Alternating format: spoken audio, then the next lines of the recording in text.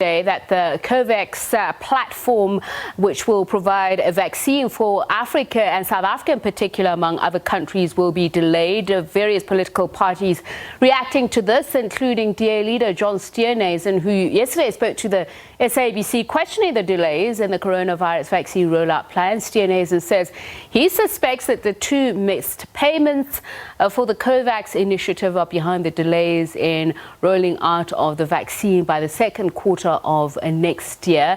Now, speaking to the Full View, the Director General of the Health Department did say that it was due to technical glitches, but has this impacted of this? You'll know that 10% of the population will receive the vaccine by that time, mainly healthcare workers and the elderly. So in the coming weeks, government will announce when its program of mass vaccination against COVID-19 will begin.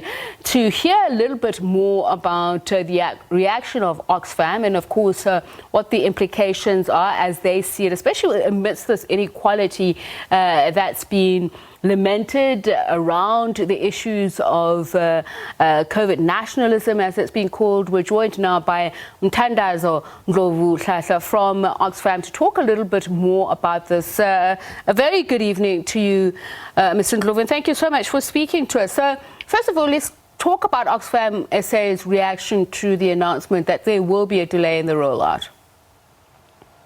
Thanks for having us, and good evening, Tsepi. So certainly we would welcome the government's regulations, and of course, as communicated by the president, we do hope that also ordinary people, citizens, also to play their fair share of responsibility in adhering to the regulations.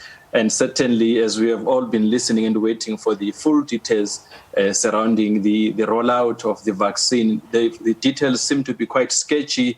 There is insufficient details that is coming from the government. I think much more could be done, particularly in line with the global COVAX facility.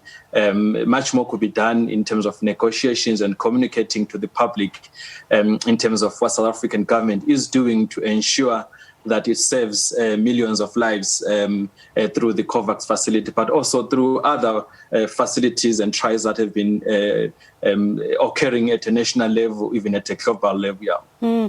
I mean, you often deal a lot with inequality reports comparing countries and regions, not only in terms of their might, but in a case like this, their soft power or influence. There have been questions raised about why smaller, less developed countries are going to get the COVAX vaccine first. Is this evidence, they say, of South Africa's inability to, enforce its influence? UDM leader Bantu Lomisa, for instance, saying that in Madiba's days, a call would have been made to a president of another country that could have helped. How do you see the situation?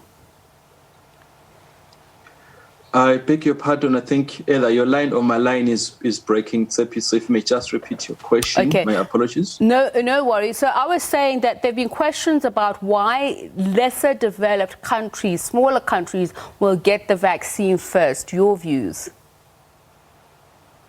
Yes, I mean, I think if I got the gist of your question, I think through the COVAX facility, what we're seeing is, of course, the further exacerbation of global levels of inequality.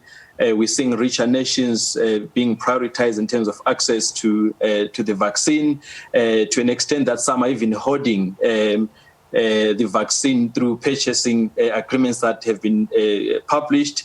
And of course, poorer nations and middle-income countries, they would also get to access the vaccine through the facility called AMSC, which of course is dependent on funding availability through official development assistance or through financing that would come again from these richer nations. As much as it is a good facility, which we believe and strongly support that all countries, particularly Africa and the Global South, must subscribe to. But we think much more could have been done by our African governments in particular in mobilizing resources, reprioritizing resources from departments such as defense and army and other non-essential services to really ensure that they invest not only in the procurement of vaccine, but also in the research, development, and supporting the scale up of the vaccine manufacturing and including distribution channels. So there is a bit of lagging behind, if I were to use the words, by our leadership in South Africa, but across the region in terms of really coordinating our efforts as Africans to ensure that we secure and save lives of millions of people. And talk about saving millions of lives of people, because it has been said by the WHO as well, including our own health department, that we need to be sure that the vaccine we get is commensurate with the climate that South Africa faces. So is it better to implement it sooner rather than later, or is safety first the principle we should uphold? I am sorry again, my line is failing me today. Okay, we're going to see if... Let me just ask it very quickly and briefly then. Is safety first of more importance, or getting the vaccine first? I would say get the vaccine first. We would have trust in the process of development, but also the certification process that would have included various regulatory and oversight bodies such as WHO. I think we should be able to get the vaccine and go into phases of development, but also, as I've said earlier on, I think investing in our own domestic capacities. For instance, we know that Johnson & Johnson is part of the pharmaceutical companies that are also in the research process.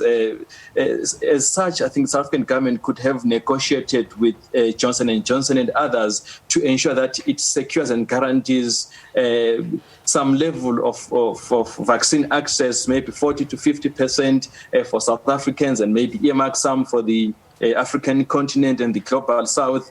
So I would say vaccine needs to be accessed. I think we would trust in science more than fiction. Yeah. All right, thank you very much. And we do apologize for the poor quality of the connection between us. Speaking there to Mthandazo Ndlovu, who is from Oxfam, South Africa.